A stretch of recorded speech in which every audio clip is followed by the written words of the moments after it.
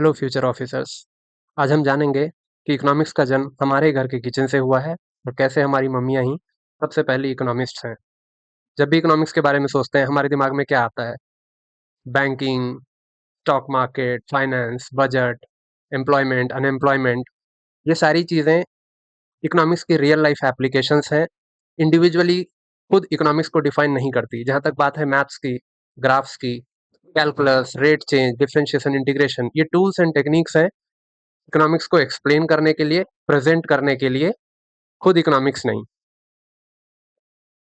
Economics बना है दो शब्दों से, ओइको जिसका मतलब होता है घर, एंड नोमोस जिसका मतलब होता है मैनेज करना। ये ओवरऑल एक ग्रीक वर्ड ओइकोनोमिया से आया है जिसका लिटरल मीनिंग ही होता है हाउस होल्ड मैनेजमेंट। एक एग्जाम्पल से समझते हैं अपने घरों के किचन से। सपोज करिए बच्ची को चाहिए समोसा, पिताजी को चाहिए रोटी।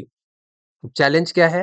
मम्मी को पता है कि आटा बहुत ज़्यादा नहीं है, आलू बहुत ज़्यादा नहीं है, तेल बहुत ज़्यादा नहीं है घर में, बल्कि गैस भी बचा के चलना है।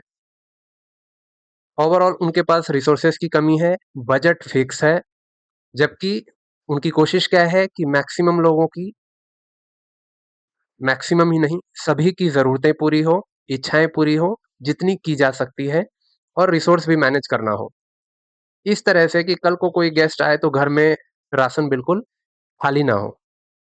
ओवरऑल क्या समझ में आता है कि लिमिटेड रिसोर्सेज के साथ ज़रूरतों और इच्छाओं की मैक्सिमम पूर्ति, यही रियल सेंस में इकोनॉमिक्स है। अब इस इंडिविजुअल घर को हम नेशनल लेवल पे लेके आते हैं।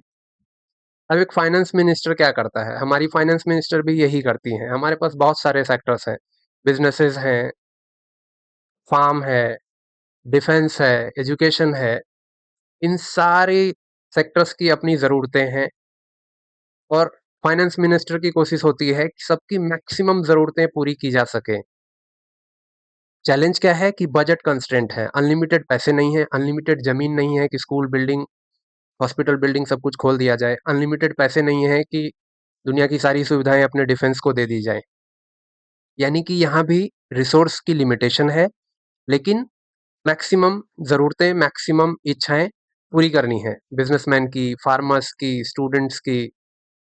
तो यानी कि लिमिटेड रिसोर्स के साथ नेशनल लेवल पे भी हम मैक्सिमम सेटिस्फैक्शन की कोशिश करते हैं, और यही इकोनॉमिक्स है। अब इसी तरीके से आप बिजनेसेस में समझिए, उनके पास भी, बिजनेसमैन के पास भी लिमिटेड रिसोर्सेज हैं, लिमिटेड लैंड्स हैं। अब उनको डिसीजन लेना है कितने लोगों को हायर करना है, कितने यूनिट मैन्युफैक्चरिंग करनी है किसी भी प्रोडक्ट की, कितने सॉफ्टवेयर्स किस टाइमलाइन के अंदर कैसे रिलीज करना है, एआई यूज करना है या हायरिंग करनी है, ले ऑफ करना है। यानी कि फिर से रिसोर्सेज की लिमिटेशन के बाद किस तरीके से maximum utility, maximum satisfaction, maximum need satisfy की जाए ताकि रिसोर्सेज की शॉर्टेज ना हो।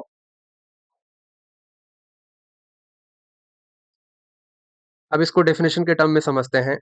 इकोनॉमिक्स स्टडी है कि कैसे लोग, बिजनेस और गवर्नमेंट चॉइसेस बनाती है, कैसे डिसाइड करती है लिमिटेड रिसोर्सेस के साथ मैक्सिमम वांट्स, मैक्सिमम नीड्स को पूरा करने के लिए। नेक्स्ट में हम समझेंगे कि इकोनॉमिक्स ऐसा हमें सिखाता क्या है और क्यों हमें इकोनॉमिक्स पढ़ने की ज़रूरत है।